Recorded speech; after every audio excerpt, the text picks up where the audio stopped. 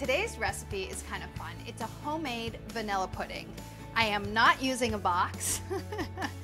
I know, I never use a box. I am making it from scratch. It's a creamy and fantastic recipe with pure vanilla extract. It's thickened with cornstarch and with egg yolks for just a little bit of extra richness. So I just separated 2 eggs. I don't need the whites. Over here at the stove, in this medium saucepan, I have a 1/2 cup of sugar. And then to that, I'm adding 3 tablespoons of cornstarch. That's our primary thickener. The egg yolks are sort of a secondary thickener, and they add richness as well. 1/8 teaspoon of fine salt. If you're using coarse, you can use a 1/4 teaspoon. Whisk that together. Just make sure everything is fully combined, and then you can whisk in your milk and cream. It's a 1/2 cup of heavy cream. The stove is not on yet. You can whisk your wet ingredients together off the stove if you want to in a separate bowl, but I just like to save on bowls and I do it right here in the pan. 1.5 cups of milk, whole milk, and your 2 egg yolks. Whisk everything so that all your sugar and cornstarch is completely dissolved. Then cook over a medium-high heat until it's thickened and bubbling. That could take 8 to 12 minutes, depending on your stove.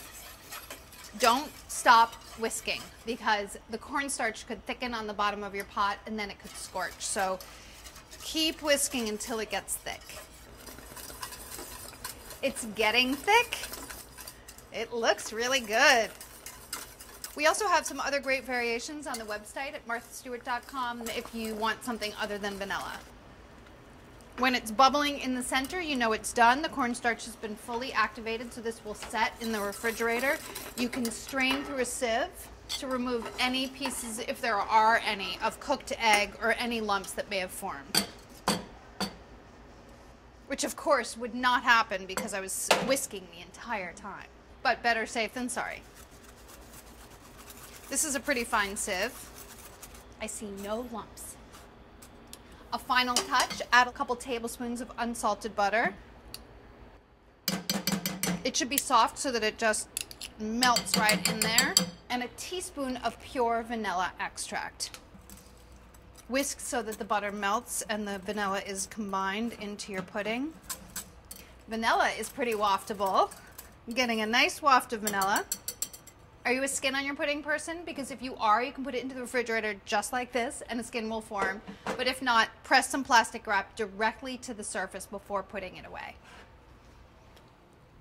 When you're ready to eat and your pudding is fully chilled, you can remove your plastic wrap, or if you didn't use plastic wrap, that's fine too. Spoon your pudding into a bowl. I like to have mine with a little bit of whipped cream, so I've whipped up some cream. Don't have your whipped cream out of a can either. If you're making homemade pudding, make some homemade whipped cream. A little spoon of your cream. And for a finishing touch, why not just a little bit of a dusting of cocoa powder?